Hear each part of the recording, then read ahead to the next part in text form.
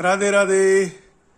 इस चैनल के सभी वीडियो के डिस्क्रिप्शन और सबटाइटल्स सभी भाषाओं में उपलब्ध है। All the videos of this channel has an option of selecting captions and subtitles in all the languages.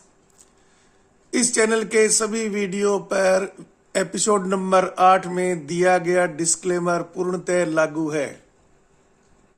Radhe Radhe, जय श्री कृष्ण। तो श्रद्धालुओं, आज हम अपनी आध्यात्मिक यात्रा का 85वां एपिसोड देख रहे हैं। तो पिछले एपिसोड में अपन गीता पर अध्याय 11 पर चर्चा कर रहे थे, कृष्ण भगवान के विराट रूप के बारे में। तो गीता में ज्ञान के रूप में तो लास्ट यही बानी आप कि 10 अध्याय मुख्य रूप से, जिसमें कृष्ण भगवान विराट रूप का वर्णन करते हैं, परब्रह्म का उन्होंने साक्षात्कार करवाया था अर्जुन को। लेकिन अर्जुन को फिर भी विश्वास नहीं हो रहा था। 11वें अध्याय में फिर उन्होंने विराट रूप प्रत्यक्ष रूप से सम्मोहन के द्वारा दिखाया था। और आगे फिर वो निष्काम कर्म कैसे कैसे हो सकता है और उसके गुण विशेषण इत्यादि तरीके वगैरह उनकी व्याख्या वो है।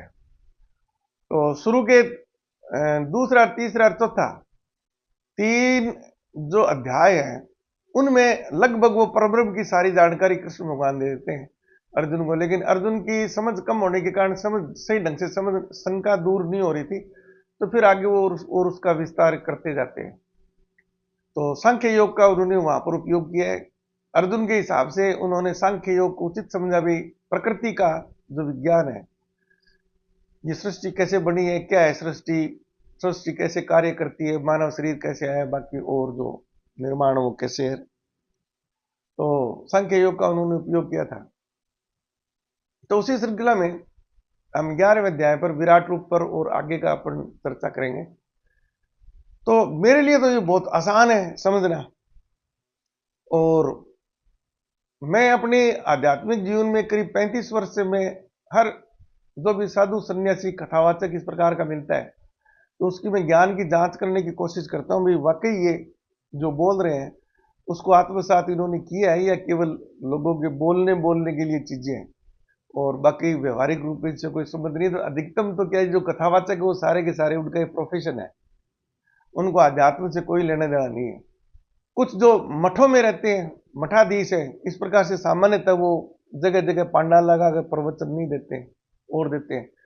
वो केवल अपने जो उस मठ की जो मान्यता है, शाक्त भट्ट है शक्ति के उपासक है, या शैव भट्ट है शैव के उपासक है, या रामानुज जी है तो रामचंद्र जी के उपासक है, या वैष्णव है तो वैष्णव विष्णु भगवान के अवतारों से संबंधित है, और भी दुनिया भर के अलग अलग भट्ट है। फिर उन्होंने भी विभाजन होते रहते हैं। फिर या गौरीर, नागा, साधुर, दुनिया भर के हुए हैं। तो सभी क्या है कि एक बहुत ही सीमित क्षेत्र तक ही संबंधित रहते हैं, केवल उन्हीं ग्रंथों का ही अध्ययन करते हैं जो उनके मठों में उनसे संबंधित है, उन्हीं चीजों को वो करते हैं, अपना जीवन यापन करते हैं, अपनी सांसारिक यात्रा वो पूरी कर लेते हैं। ज्ञान के रूप में अपन देखें तो गीता का जो ज्ञान है वो सभी वेदों उपनिषदों का सबका सहारा, वो संपूर्ण ज्ञान आप किसी भी एक ही पुस्तक में देख सकते हैं, तो वो गीता है। वो बहुत छोटा सा ग्रंथ है, 700 श्लोक है, और हिंदी में रूपांतरण आप केवल पढ़ेंगे तो मुश्किल से आपको 4 घंटे में पूरी गीता पढ़ लेंगे। और संस्कृत के श्लोक बोल के उसका हिंदी रूपांतरण, या केवल संस्कृत के श्लोक, आप अच्छी संस्कृत आपकी है, जो मुझे तो लगता नहीं किसी की है, जो गीता को सीधा संस्कृत में पढ़े और समझ ले, तो मुश्किल 2 घंटे लगते हैं। हिंदी रूपांतरण में थोड़ी व्याख्या की गई है तो थोड़ा ज्यादा टाइम लगता है। इस ज्ञान, जिसको पूरा ज्ञान प्राप्त होना है, अगर वो उनके अर्थों का सही अर्थ समझता है, जैसे भौतिक विज्ञान का कोई लेसन है, आज मान लो कि नई कोई डेवलपमेंट होती है, जैसे हिग्स का जो बोसोन वाला क्षण वाला जो क्या नाम प्रयोग हुआ था, तो वो लगभग 25 पेज का सारा एक्सपेरिमेंट था। वो जो उसकी डिस्क्रिप्शन आई है साइंस मैगजीन में, 25 पेज की है। तो मेरे को तो घंटा भी नहीं लगा उसको पढ़ते हुए। अरे एक बार पढ़ते मुझे पूरी चीज समझ में आ गई, क्योंकि उसमें जो भी टर्मिनोलॉजी यूज की हुई है वो सबसे मैं परिचित था। पीछे के जितने भी लॉज वगैरह थे सारे मेरे को पता थे, तो 1 मिनट में मेरे को रिजल्ट क्या निकला है वो सारा पता लग गया। ऐसे अगर आपको पूरा संस्कृत का ज्ञान उस तरह का और है तो मुश्किल से 2 घंटे में आपको ज्ञान प्राप्त हो जाएगा। तो कृष्ण भगवान ने तो गीता मान लो 700 श्लोक, तो कृष्ण भगवान ने तो 774 574 श्लोक ही बोलने हैं। बाकी तो धृतराष्ट्र के, संजय के, अर्जुन के ही है प्रश्न। संजय ने तो वर्णन किया था, धृतराष्ट्र के प्रश्न थे, और क्या नाम अर्जुन के प्रश्न थे, उत्तर कृष्ण भगवान ने दिए थे। तो 4 घंटे मान लो अधिकतम आप, तो 4 घंटे में तो पूरा ज्ञान प्राप्त हो जाता है। जबकि पीढ़ियों का पीढ़ी क्या है, ये तो पूरा कई योनियों तक जन्म लेना पड़ता है, तब भी मोक्ष ज्ञान प्राप्त हो गया उसका मतलब आपको परब्रह्म में आप हो गया साक्षात्कार। उसके बाद में तो मोक्ष है आपकी, परब्रह्म में आप सम्मिलित हो जाएंगे। क्योंकि जब आप ज्ञान प्राप्त हो गया तो आपका आचार आचरण वगैरह सारा बदल जाएगा, उसी हिसाब से आप पूर्णतः एक आदर्श जो है क्या नाम चारों आश्रमों से गुजरने वाले व्यक्ति बन जाएंगे। किसी ने संन्यास ले भी लिया है तो ज्ञान प्राप्त होने पर तो संन्यास छोड़ के वापिस आ जाएगा गृहस्थ आश्रम में। तो कृष्ण भगवान ने गीता में जो बताया है ना, संन्यास आना इत्यादि या किसी पर्टिकुलर देवता की पूजा करना या प्रसाद बोलना या स्वामणी करना या किसी सकाम किसी कोई आप आयोजन करते हैं, भागवत कथा करवाते हैं, दान पुण्य करवाते हैं और करवाते हैं, वहीं कहीं कहीं पर भी मोक्ष नहीं है। वो सारा कृष्ण भगवान ने निष्काम कर्म से ही मोक्ष मिलेगी और चारों आश्रमों से गुजरने पर ही मिलेगी। बीच में आप किसी भी आश्रम में बाबा जी बन गए तो मोक्ष का तो खाता बंद है। तो जितने बाबा लोग घूम रहे हैं और है ना, जिन्होंने घर त्याग कर दिया सन्यासी बन गए ना, कहीं पर भी किसी के भी मोक्ष का खाता नहीं है। अगर ऐसे ही मोक्ष मिलती ना तो ये कृष्ण भगवान तो जो उनके दोस्त थे तो उनको किसी को भी वो सबको बाबा जी बना देते। ना खुद बने, ना रामचंद्र जी बने, ना लक्ष्मण जी बने, ना कृष्ण जी बने, ना उनके समकालीन कोई घर छोड़ के नहीं भागा था। ठीक है ना। तो ये सारे अपने अपने उद्देश्य की पूर्ति यार कुछ में भ्रम है। जो भक्ति योग वाले हैं ना, बस उनको तो क्या है कि भाई राधे राधे रटना है या हरे राम बोलना है या हरे राम बोलना है, वो सारे भक्ति योग वाले हैं। अब भक्ति योग भी बताया कृष्ण भगवान ने। भक्ति योग की व्याख्या कृष्ण भगवान ने ये नहीं है कि भगवान पहन लो और वहां पर हरे कृष्ण करते रहो, या जैसे स्वामी प्रभुपाद जी है या चैतन्य महाप्रभु है या मीरा जी है या और है।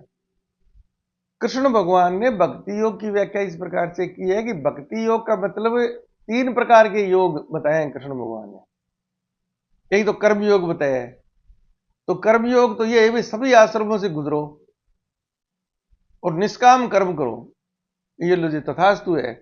बाकी कुछ कहीं से भी ज्ञान लेने की जरूरत नहीं है। ज्ञान योग क्या होता है? ज्ञान योग ये है कि आप ज्ञान प्राप्त करो, वेद शास्त्र उपनिषद पढ़ो और जो तत्व ज्ञान, जो मूलभूत तत्व है पूरे ब्रह्मांड का, पूरी सृष्टि का, जिसको पर ब्रह्म बोला गया है, कृष्ण भगवान ने कहा है ब्रह्मास्मि, वो एक विज्ञान है। उस प्रकार से अध्ययन से आप प्राप्त करो। लेकिन अंत में उसमें भी क्या होना है? उसमें जैसे अब मान लो कि मेरे को ईश्वर का साक्षात्कार हो गया, तो ईश्वर का साक्षात्कार होते ही आप में क्या है कि तुरंत ही सब चीजें परिवर्तित हो जाएगी। उसके बाद में ऑटोमेटिक ही आप कर्मयोग पर आ जाएंगे। फिर आप उसी प्रकार से आश्रमों का उसी प्रकार से ही आप पालन करते हैं, निष्काम कर्म हो जाएगा। आप किसी को दुख दे ही नहीं सकते, किसी को धोखा दे ही नहीं सकते, आप किसी जीव की हिंसा कर ही नहीं सकते, आपका भोजन करने इत्यादि का सब चीजें परिवर्तित हो जाएंगी साक्षात्कार होने के बाद में। और तीसरा उन्होंने क्या नाम है, तो ज्ञान योग तो बड़ा कठिन है, तो कर्म योग आसान है। तो अर्जुन को बोले तू कर्मयोग कर, क्योंकि तू अभी गृहस्थाश्रम में युद्ध के क्षेत्र में आया, तू क्षत्रिय है, तो फिलहाल तो तू यही मान तेरे कर्मयोग कर, तू निष्काम कर्म कर, तेरे को लड़ाई करनी, तू जीतता हारता उससे तेरा कोई संबंध नहीं है। तू तो इसको ना अपनी एक ड्यूटी मान, कर्तव्य मान के मेरे को लड़ना है। और निष्काम कर्म भी कृष्ण भगवान ने बहुत अच्छा, जो आधा जो छंद है उतना ही बोलने से ही सारी चीजें, कर्मण्यवाधिकारस्ते मां फलेषु कदाचन, कर्मण्य वादिकारस्ते मां फलेषु कदाचन। अब इसका भी लोग क्या है कि गलत अर्थ ले लेते हैं। पूरी गीता पढ़ेंगे ना, आपको गीता 4-5 बार पढ़नी पड़ेगी, दोबारा पढ़ेंगे और स्पष्ट हो जाएगी, तीसरी बार पढ़ेंगे और स्पष्ट हो जाएगी, चौथी बार और ज्यादा, हर दिन आपको और ज्यादा स्पष्ट हो जाएगी। तो इसमें भी आप सब जगह देख लो, इस श्लोक के बहुत सी गीता की किताबों में रूपांतरण है ना, उसमें ये लिखा है, फिल्मों में गाने भी वैसे बन गए कि कर्म किए जा फल की इच्छा मत कर। कर्मण्यवाधिकारस्ते मां फलेषु कदाचन का संस्कृत से हिंदी में रूपांतरण जो किया, अंग्रेजी में किया ना, अधिकांश लोगों ने किया है कि कृष्ण भगवान कहते हैं इस श्लोक के अंदर कि कर्म कर तू, फल की इच्छा मत कर। उस संस्कृत के श्लोक में इच्छा शब्द कहीं पर है ही नहीं। कर्मण्य वाधिकारस्ते, कर्म करना आपका अधिकार है, करना पड़ेगा, इट इज योर ड्यूटी। कर्मण्य वाधिकारस्ते मां फलेषु कदाचन, फल की इच्छा, इच्छा शब्द से कहीं पर भी नहीं है। मां फलेषु कदाचन, इसका मतलब है कि उसका जो प्रतिफल जो देना है ना, वो मिलेगा, ये निश्चित है मिलेगा। कितना मिलेगा, कब मिलेगा, वो तुम्हारे हाथ में नहीं है। इच्छा के बगैर तो कोई अपने कर्म कर ही नहीं सकते। उदाहरण के लिए आप एमए की एग्जाम दे रहे हो, तो एमए में पास होना आपकी इच्छा है, या फर्स्ट डिवीजन होना आपकी इच्छा है, या क्या नाम यूनिवर्सिटी टॉप करना आपकी इच्छा है। इच्छा के बगैर तो प्रेरणा नहीं होगी। तो कृष्ण भगवान कहते हैं इच्छा करो, फिर उसको जो भी आपने टारगेट बने उसके हिसाब से पूरे जी जान से उसको वहां तक पहुंचने के लिए प्रयत्न करो। ये कर्म है पूरा। परीक्षा दे दो, उसके बाद में निश्चित हो जाओ, रिजल्ट कुछ भी आए आप उससे चिपके मत रहो। फल वो आप ये मान लो कि भगवान ने प्रसाद के रूप में तेरे को मुश्किल से पास किया है, तो वो भी प्रसाद है। फेल कर दिया तो वो भी प्रसाद है। फर्स्ट क्लास आ गई तो वो भी प्रसाद है। टॉप कर दिया तो वो भी प्रसाद है। सबको प्रसाद बनो। फेल होने पर रो पिटो मत। फर्स्ट क्लास या यूनिवर्सिटी टॉप कर दी तो बल्लियों उछलो मत। ये दोनों घटनाएं आपने कर दी तो आपका सकाम कर्म हो गया वो। फिर आप क्या है कि खुशी, अगर खुशी आपको मिल गई तो दुख भी पक्का ही मिलेगा। स्थिर चित नहीं है आप। अगर आपने खुशी महसूस कर ली तो कुछ ना कुछ ऐसा होगा, वहां पर आप पीड़ित भी उतने ही होंगे। दिन है तो रात भी हो जाएगी। रात और दिन को एक समान मानो, 24 घंटे की पूरी गणना करो। तो इस प्रकार से क्या है कि संस्कृत के श्लोक का सारा अर्थ वगैरह वो सब वो इसमें बदल जाता है। तो फिर आपने एक चीज और देखी होगी, ये जितने भी कथावाचक है और जितने भी ये यूट्यूब चैनल देख लो, आप अंगुली लगाओ एक तो हजारों, एक ही टॉपिक पर आप आदि शंकराचार्य का अद्वैत लिखो तो हजारों मिल जाएंगे वहां पर, प्रवक्ता, कॉलेजों के प्रोफेसर, पता नहीं कहां कहां के। ऐसे ही गीता पर ज्ञान देने के लिए वो फलाना। अधिकांश कथावाचक है ना, ये या तो रामायण का पाठ करेंगे या शिव पुराण का पाठ करेंगे, या शिव पार्वती के विवाह का वो बताएंगे वो, और या श्रीमद् भगवत पुराण का कथावाचन करेंगे, या विष्णु पुराण का कथावाचन करेंगे, या महाभारत का कथावाचन करेंगे, या रामचरित्र मानस का कथावाचन करेंगे, या सत्यनारायण की कथा वगैरह इस प्रकार के। गीता पर आपको प्रवचन देने वाले बहुत कम मिलेंगे जो पंडाल लगा के करते हैं।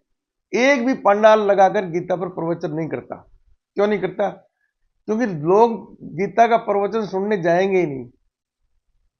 क्योंकि सबसे ड्राइस्ट, सबसे सूखा गीता का प्रवचन है। इसमें कोई रस नहीं है। इसमें शुद्ध रूप से ज्ञान की बात की गई। ज्ञान की बात करते ही नींद आती है। इसमें कोई मनोरंजन नहीं है, कोई टाइम पास नहीं, इसमें पूरा ध्यान लगाना पड़ता है। लगभग ये श्रीमद् भगवत पुराण, भगवत कथा, श्रीमद् भगवत कथा का आयोजन करते हैं, जो कि सुखदेव मुनि ने परीक्षित को सुनाई थी 7 दिन के अंदर ही वो कथा है। तो वो क्या है कि सभी अवतारों के संक्षेप में कृष्ण भगवान की थोड़ी सी ज्यादा कहानी है, वो एक सीक्वेंस में। उसमें महाभारत भी आ जाती है, सब चीजें, लेकिन गीता वीता पर कोई ज्ञान नहीं देता वहां पर कोई। इतना ही बोलेंगे उस कथा के अंदर कि महाभारत में फिर अर्जुन ने निराश हो गया था, हथियार डाल दिए थे, तो कृष्ण भगवान ने उसको वापस ज्ञान देने के लिए गीता का 18 अध्याय की गीता इतना ही बोल के पीछा छुड़ा लेते हैं वो। ये तो शुद्ध रूप से प्राकृतिक ज्ञान है। गीता में तो सृष्टि का पूरा वर्णन, ज्ञान, परब्रह्म की संरचना तो गीता में बताई गई है। ये तो शुद्ध रूप से विज्ञान है ये। इसमें तो ऐसे एक टक देखना पड़ता है श्रोता वक्ता की तरफ और समझना पड़ता है, और बार बार समझना पड़ता है, समझ में नहीं आएगी आपको एकदम से। जब तक आपके पीछे का बैकग्राउंड स्ट्रॉन्ग नहीं है, आपको ज्ञान नहीं है, कुछ समझ नहीं पाएंगे। तो भीड़ आती ही नहीं है, भीड़ नहीं है कि उनकी रोजी रोटी नहीं चलती है। हाँ, भागवत कथा में, भगवत पुराण में, रामचरित्र कथा वाचन इत्यादि में वो बीच में भजन कर देंगे, बीच में चुटकुले सुना देंगे, इधर उधर हंसी मजाक करते रहेंगे, तो आपकी नींद उड़ती रहेगी। और उससे फायदा क्या होता है? फायदा इतना होता है कि 7 दिन आप 4-4 घंटे सुनते हो ना, तो 4-4 घंटे आपके 7 दिन में इस दुनियादारी की जो समस्या है उससे पीछा छूट जाता है। जैसे फिल्म देखने जाते हो तो 3 घंटे वहां मस्त हो जाते हो ना, तो वहां जाके अगर ज्यादा ही आप श्रद्धालु हो तो 4 घंटे वहां मस्त हो जाते हो। उस पंडाल से निकलते जैसे कपड़े झड़काते हो ना, फट से आपको यार वो सब्जी लेके आनी, फिर दुकान पर आज वो पैसे उधार ले गया तो उसको लेके आना, वो सब वापस वहां की वहां व्याधियों में फंस जाते हो। गीता का इस प्रकार से प्रवचन हो तो जो बाहर निकलेंगे ना, आपका चित्त प्रसन्न होकर निकलेगा। लेकिन उसके लिए आपको तैयारी की भी जरूरत पड़ती है, उतनी मेहनत कोई करना नहीं चाहता। सारे के सारे रेडीमेड जमाने के आदि हैं कि जाओ और बस वो फास्ट फूड, रोटी बढ़ाए कौन, पेटीएम से पेमेंट करो और वहां से पिज्जा और बर्गर और वो क्या नाम केक ले लिया और खा लिया और मस्त। इतना टाइम ही नहीं है लोगों के पास। तो गीता का आपको प्रवक्ता कोई नहीं मिलेगा, उसका कारण यही है। तो जो गीता का प्रवचन नहीं दे रहा, गीता को सुनने नहीं जा रहे लोग, उसके अलावा बाकी जो लोग है ना, जो गीता का प्रवक्ता है और गीता पर जो श्रोता भी उसको मिल रहे हैं, वो तो वाकई परब्रह्म से साक्षात्कार करने की इच्छुक है, वो सही लाइन पर है। बाकी तो क्या है, एक वो ध्यान भटकाने वाली बात है। गीता में तो कृष्ण भगवान ने ये क्या नाम 5वें 6वें 7वें अध्याय में तो बोला है ना कि तुम सकाम पूजा करोगे, किसी देवता या इष्ट की करोगे तो स्वर्ग में जाओगे, वापस आ जाओगे, वहां से वो स्वर्ग वाला अकाउंट खत्म होते चित्रकूट जी भेज देंगे, मृत्यु लोक में जाओ वापस। गंदा काम करोगे तो गंदा भुगतोगे, अच्छा करोगे तो अच्छा। मोक्ष नहीं मिल रही है किसी को। तो वो चक्री में 84 लाख योनि से पीछा नहीं छूट रहा आपका। तो देख लो आप कितने एक जो यूट्यूब पर या वास्तव में जो पंडाल लगा के वो करते हैं, वो कौन सा ज्ञान दे रहे हैं, यहां से आपको पता लग जाएगा कि आपको भी मनोरंजन ही करना है थोड़े समय के लिए। जो तो उनके पंडालों में जाओ और उनकी कथा सुनो और उनको परब्रह्म से वाकई साक्षात्कार ही आपको करना है, असली मूल तत्व आपको समझना है। तब तो भी गीता का पठन करो, या तो खुद या उस पर कोई भी अच्छा जो आपको लगता है उसको सुनो आप, फिर उसकी तैयारी करो, पूरी मनन करो। ये तो कक्षा में परीक्षा पास करने वाला जो 100%, अच्छा इसमें फिर 100% ही होता है ज्ञान। परमात्मा का साक्षात्कार हो गया ना तो वो टॉपर ही है, वो 100% ज्ञान है। एक कदम भी पीछे रह गए तो परमात्मा से साक्षात्कार नहीं है। जब तक साक्षात्कार नहीं होएगा तब तक आपकी सभी समस्याएं दूर नहीं होगी, आपको परमानंद की अनुभूति नहीं होएगी। फिर थोड़े समय के लिए आप हो जाएंगे पीछा छूट गया, और बाकी फिर उसी प्रकार से उसी व्याधि में आप वापिस पड़ जाएंगे। ठीक है ना? तो ये सारी चीजें, अब मैं तो क्या है कि सब चीजों का मैं तो वैज्ञानिक प्रमाण के बगैर तो मैं ये इन सबको कहानियां ही मानता हूं। मैं तो जिनके वैज्ञानिक प्रमाण मानने हैं ना, उन्हीं को ही मैं मानता हूं वास्तविक घटनाएं थी। अब वैज्ञानिक प्रमाणों से मुझे रामचंद्र जी के जन्म का समय पता हो गया, सभी घटनाओं का पता हो गया, और कृष्ण भगवान के जन्म, उनकी आयु इत्यादि, किस टाइम की कौन सी घटना हुई थी, सबका मुझे तो वैज्ञानिक प्रमाण मिले हैं।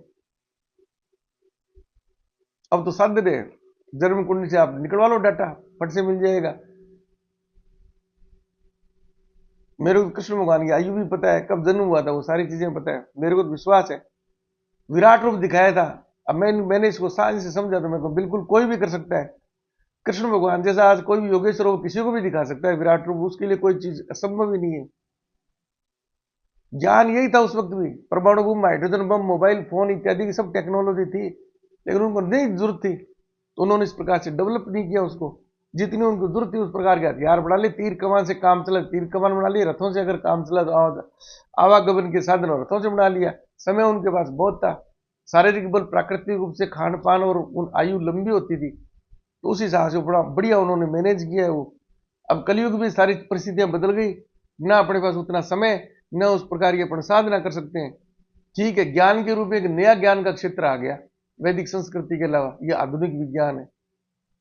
अगर आप भी उन भगवानधारियों की तरह इसको भी ये मान लो कि नहीं नहीं यार ये तो ऐसी है, आप किसी भी मेरे जैसे प्रवक्ता जिसने भगवान धारण कर रखा है ना, जिसको साइंस का ज्ञान नहीं है, उनसे आप पूछेंगे बाबा जी फिर आप ये मोबाइल फोन कहिए, तब समय कहिए तो इससे कोई भगवान, वो कहते हैं मोबाइल वगैरह से भगवान नहीं मिलते हैं, ये तो उपभोग की वस्तुएं बाजार में पैसे से मिलती, इसलिए हम लिया, सर्दी लगती है लाइट लगवा ली और एसी कर दिया गर्मियों में, और भगवान तो वहीं से मिलेगा हमारे वाले से ही, ये बोलते हैं वो। और उनसे पूछो तुम्हें भगवान मिल गया क्या, बिल्कुल ही नहीं मिला, वो जानते ही नहीं है, परब्रह्म के नजदीक ही नहीं है वो। ये बहुत बड़ा ज्ञान का भंडार है भौतिक विज्ञान, आधुनिक विज्ञान।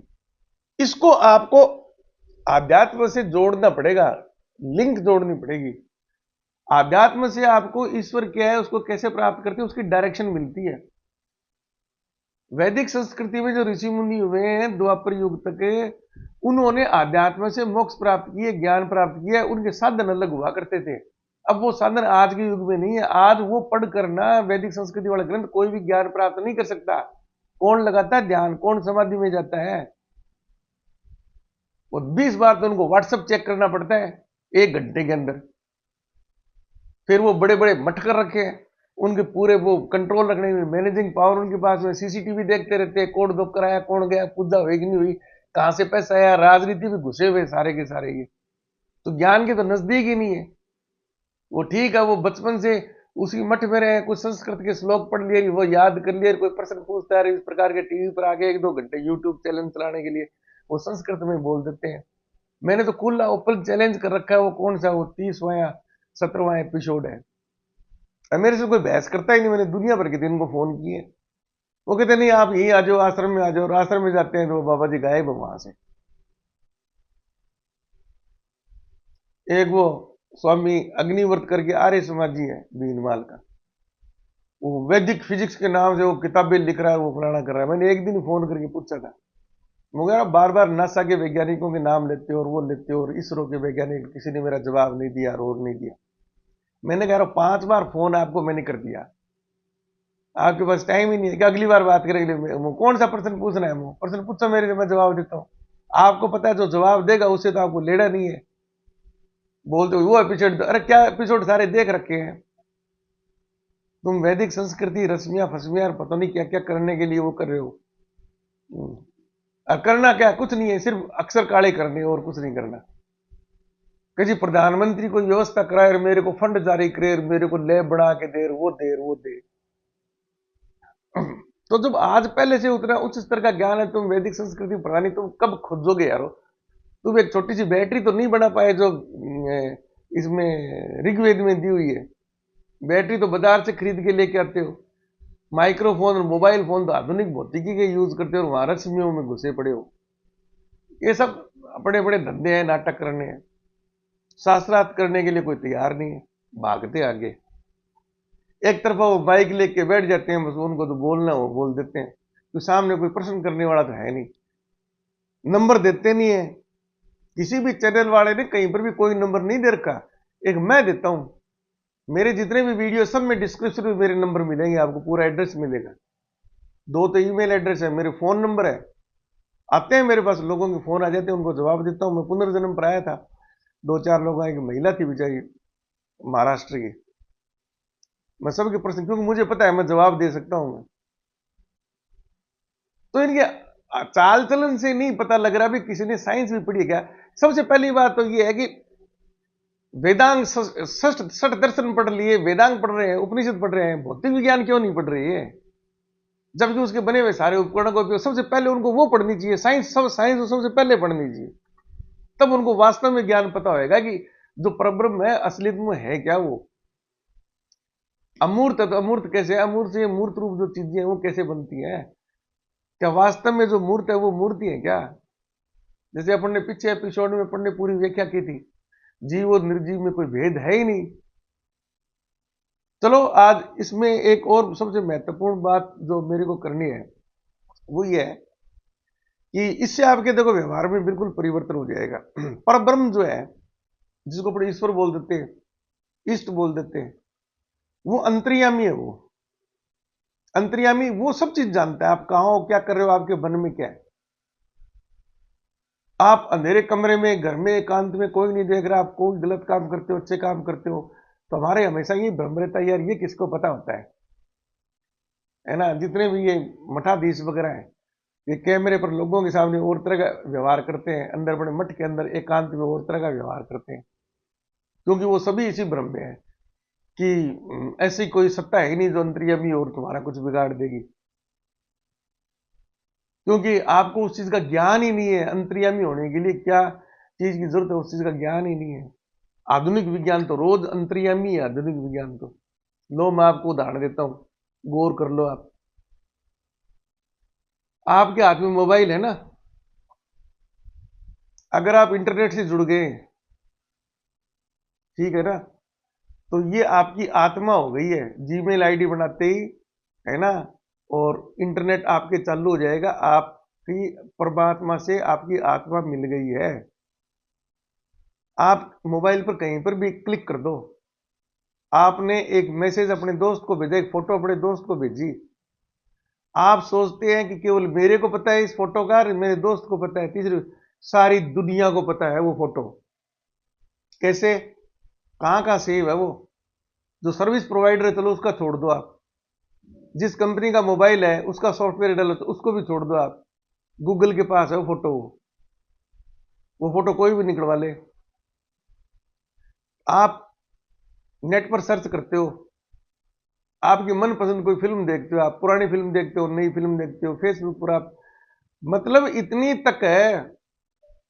अगर किसी का यूट्यूब चैनल है तो उसकी यूट्यूब स्टूडियो होता है। यूट्यूब जैसे अब ये वीडियो जब आप मोबाइल में देखेंगे ना, तो आपको तो बहुत कम जानकारी मिलेगी मेरे को यूट्यूब स्टूडियो पर इस वीडियो को कितने लोगों ने आंखों के सामने गुजारा है, कितने लोगों ने सुना है, कितनी उम्र के लोगों ने सुना है, दुनिया के कहां कहां से लोगों ने सुना है, सारा डाटा आता है इसमें। जैसे अमूमन है, मेरे वीडियो लोग ऐसे स्क्रीन पर देखते जाएंगे थंबनेल, 100 में से लगभग 20 लोग उस वीडियो को देखते हैं, तो मेरे पास बिल्कुल परसेंटेज आती है। टोटल अटेंशन इतने लाख, व्यूज इतने, कितने समय तक देखा इतने, कौन कौन सी भाषा में देखा, किस कैप्शन से देखा, दुनिया के किस किस कोने में देखा, इतनी जानकारी। आप फेसबुक पर चीज देखते हो, ठीक है ना, तो आपके फेसबुक पर क्या चीजें आती है, शॉर्ट्स में, फोटो में, वीडियो में, यूट्यूब ऑन करते कौन सी चीजें आती हैं। गूगल को सब पता है आपका इंटरेस्ट क्या है, क्या चीजें पसंद है, आपकी आपकी उम्र क्या है। आप इंटरनेट पर हल्का सा भी कोई इलीगल काम कर दो आप, तो उससे संबंधित पोस्टें आपके पास आएगी। आप एक बार कोई इस प्रकार की गंदी पिक्चर के लिए क्लिक कर दो, तो खट से आपको वही वो चीज दिखाई देगी, और आप वही उसी गूगल पर कृष्ण भगवान की या राधा जी की या कोई चित्र वगैरह या गीता वगैरह, तो फिर आपको उसी उसी चीज से संबंधित आएगी आपके, और मैसेज आ जाएंगे आपके पास, विज्ञापन उसी उसी चीज से संबंधित विज्ञापन आएंगे। आप किसी को कॉल कर दो, ठीक है ना, अपन सोचते हैं यार किसी को क्या पता है, सब कैमरा आप क्या कर रहे हो सारा गूगल के पास रिकॉर्ड है। आप किसी को, बहुत लोगों में भ्रम होता है कि यार किसी को मारने की धमकी दे देंगे, किसी को गाड़ी निकाल देंगे, वो निकाल देंगे। वो सारा ओपन है, गूगल को सब पता है। वो तो क्या है कि कुछ चीजें हैं, जैसे व्हाट्सएप पर मैसेज अपन भेजते हैं ना, तो जो सर्विस प्रोवाइडर कंपनी है गूगल है, वो है, जैसे व्हाट्सएप जिसका भी है, तो वो एनक्रिप्टेड भेजता है वो, कि अगर बीच में किसी ने साइबर अटैक करके उसको ट्रेस भी कर लिया, तो जो ओरिजिनल टेक्स्ट है वो नहीं पढ़ पाएगा। वो एनक्रिप्टेड कर दिया, तो गूगल तो वापस उसको डिकोड कर देता है। अब ठीक है, गूगल एक विदेशी कंपनी है, अमेरिका की भारत से क्या संबंध है, किसी देश से क्या संबंध है, तो अपनी सेफ्टी के लिए किसी का वो कॉल डिटेल बता देंगे, लेकिन कॉल में क्या बात हुई वो नहीं बताएंगे। इस प्रकार से वो उन्होंने बंदिश लगा रखी है अपने अपने नियमों के हिसाब से। तो अगर वो चाहे तो बिल्कुल वैसी की वैसी भाषा और वैसा का वैसा चित्र सारी की सारी पोल खोल दे वो। तो जो साइबर क्राइम करते हैं या और जो क्राइम करते हैं वो इस बात का वो रखते हैं जाब्ता वो। तो फिरौती वाले और वाले या किसी को मारने की धमकी देंगे तो सिंपल कॉल नहीं करते हैं वो, क्योंकि ट्राई जो हमारी जो संस्था बनी हुई है भारत में, तो सिंपल कॉल वगैरह की कॉल रिकॉर्डिंग वगैरह की वो क्या कि भारतीय कानून में उसकी परमिशन है। तो वो जो यहाँ पर सिंपल कॉल के लिए जैसे एयरटेल वगैरह या और जो भी कंपनियां हैं, विदेशी कंपनियां हैं, कोई भी हो जो नेट प्रोवाइडर है, तो उनको रिकॉर्ड देना पड़ेगा, तो वहां तो फंस जाएंगे। तो वो इंटरनेट से करते हैं, नेट कॉल करेंगे या फिर आपको व्हाट्सएप से कॉल करेंगे, तो वो भी कोर्ट से आदेश लेने के बाद में उन कंपनियों को वो भी देना पड़ता है। तो वो कहते हैं ना कि भगवान सब जगह देखते हैं, उस पर कोई विश्वास नहीं करता, क्योंकि उस प्रकार का ज्ञान किसी साधु सन्यासी ने बताया नहीं, ना वो करके दिखा सकते हैं। लेकिन ये आधुनिक टेक्नोलॉजी दिखा रही है, ये ज्ञान तो उस वक्त भी था ना, सब जगह ही है। जब एक सिंपल हमारे जैसे वैज्ञानिकों ने मोबाइल फोन से आपकी 24 घंटे की नजर है, आप कहां पर जाते हो, क्या करते हो, आपकी लोकेशन कहां पर है, सारा है ना, इसमें सिस्टम नहीं है क्या जी? ये प्रत्यक्ष प्रमाण आपके सामने है। तो वो जो परब्रह्म है जिसके पास गूगल क्या उसके सामने है क्या, इतना बड़ा सिस्टम बना हुआ उसके पास में।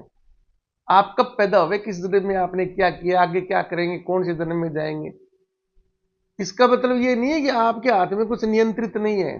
आपके हाथ में सारा का सारा नियंत्रण है। ये भी बड़ा भ्रम लोगों में हो जाता है कि यार सब कुछ प्रारब्ध के हाथ में है, सब कुछ विधाता का लेख है, पिछले कर्मों के हिसाब से इस कर्म को जीना है, तो हम फिर क्या करें। वहीं पर वो गलती कर जाते हैं। आपको मानव योनि दी इसलिए है, आप में विवेक बुद्धि, आप चैतन्य है, आप अपने आप में सुधार करो। कृष्ण भगवान कह रहे हैं ना, निष्काम कर्म निष्काम कर्म निष्काम कर्म। कहते हैं निष्काम कर्म आप करोगे तो पिछले जन्म के जो कर्म के जो पाप और पुण्य है ना, वो खाता साफ हो जाएगा। आप खुद ट्राई करके देख लो। आप 1 महीने तक अपने मोबाइल पर ना सिर्फ आध्यात्म से संबंधित ही वीडियो देखो, अध्यात्म से संबंधित ही फेसबुक देखो, अध्यात्म से संबंधित ही क्या नाम आप इंस्टाग्राम वगैरह, लिंक्डइन वगैरह, गूगल सर्च पे भी वो करो और सब करो। आपके पास एक भी अन्यथा कोई विज्ञापन या वीडियो या कुछ भी नहीं आएगा आपका। आप कंट्रोल करो, आचरण और निष्काम क्रम से आप करो, तो अपने आप पाप सारे आपके कटते जाएंगे। जो पीछे के पाप है उसका प्रभाव भी सारा समाप्त होता जाएगा। तो बहुत आसान है चीजें ये। अब तो आपका प्रमाण आपके हाथ में, थोड़ा सा गौर करो। मैंने आपको पुनर्जन्म और मोक्ष प्राप्ति क्या नाम जो गीता में बताया गया, सूक्ष्म शरीर, स्थूल शरीर और कारण शरीर, वो सारा मोबाइल के द्वारा बताया है ना। लोगों को बहुत पसंद है ये वो चीजें।